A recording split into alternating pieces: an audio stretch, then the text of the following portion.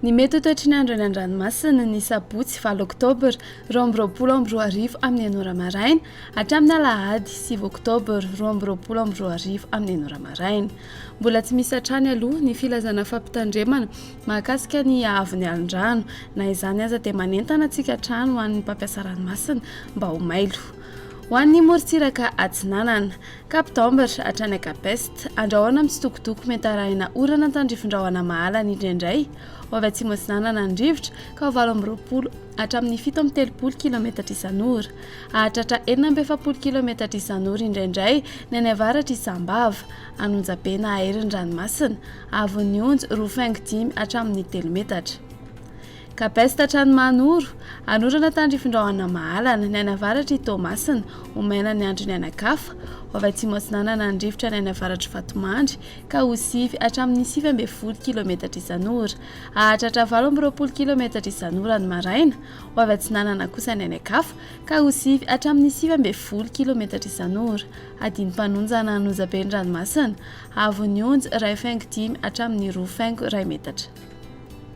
Mahanoratra ny Taolagnaro, andrahoana vitsina ibalikan'ny masoandro, ho avy avaratra na avaratra Atsinanana ny rivotra ka ho 7 hatramin'ny 9 kilometatra isan'ora, hahatratra 20 hatramin'ny 17 kilometatra isan'ora ny any atsimon'ny Manakara ary 17 kilometatra isan'ora kosa ny manakaiky ny Taolagnaro, Anonjabe-Ranomasina aheriny any amin'ny tendrony atsimo, Avon'ny Onjo 5 hatramin'ny 2 metatra, hahatratra 2 metatra ny any amin'ny tendrony atsimo.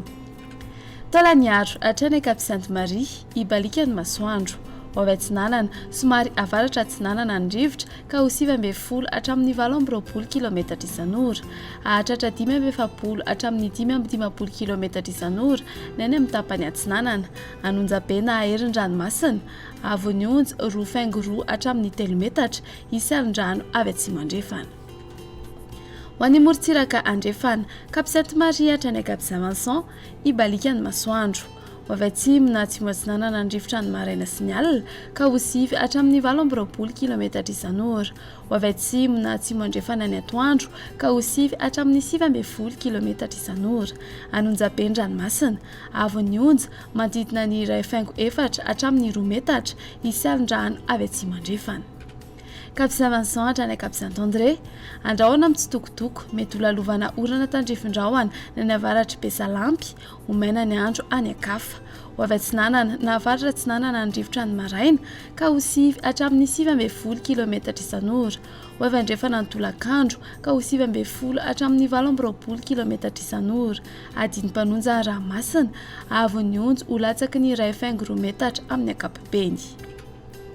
Cap-Saint-André hatrany Analalava, andrahoana vitsy manakaiky ny Cap-Saint-André fa omaina ny andro any akafa, ho avy Atsinanana ny rivotra ny maraina ka ho 7 hatramin'ny 17 kilometatra isan'ora, hahatratra 20 hatramin'ny 17 kilometatra isan'ora ny any avaratra Mahajanga, ho avy avaratra andrefana na andrefana ny tolakandro ka ho 7 hatramin'ny 17 kilometatra isan'ora, hahatratra 18 kilometatra isan'ora izany indraindray, ho tony amin'ny ankapobeny Ranomasina, Avon'ny Onjo ho latsaky ny 4 metatra.